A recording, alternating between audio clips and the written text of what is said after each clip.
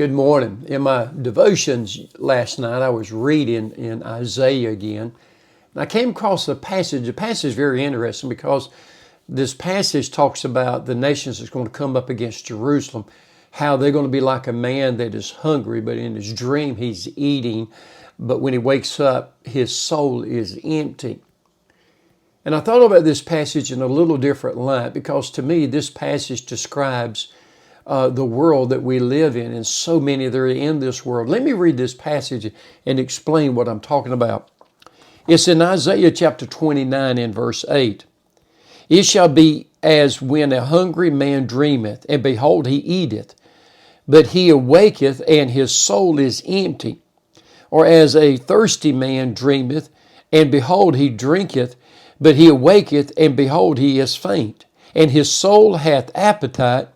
So shall the multitude of the nations be that fight against Mount Zion.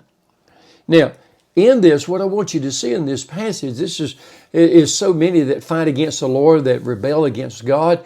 This is what's like. They're out in the world and they're in a dream. They're asleep.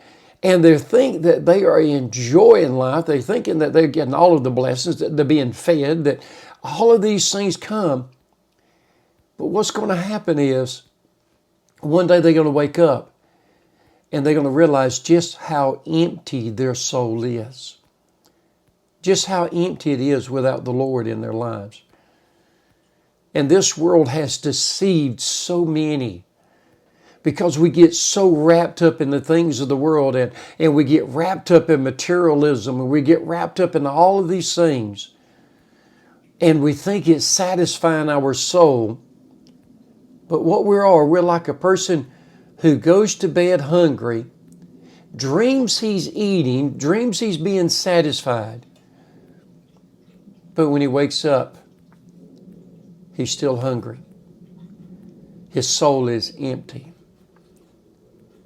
And so many people today are so asleep.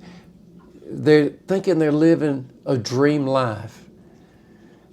But what's going to happen is when they wake up without the Lord, they're going to realize just how empty their soul is. You can get so wrapped up in things that it takes you away from what's important in life. What's most important in your life? Number one, your relationship with the Lord. Your relationship with the Lord Jesus Christ, number one. Your relationship with your family. Your relationship in your marriage, your relationship with your children, your grandchildren, relationship with your friends. Because what happens is we get busy on other things that we let our relationships die or be harmed. And we put things more important than what's really important. I've been with quite a few people at the end of their lives, the last days of their lives. And you know, they never did talk about what they owned. They never talked about any of their possessions.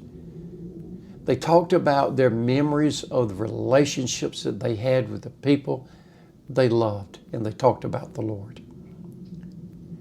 Don't be asleep. Wake up.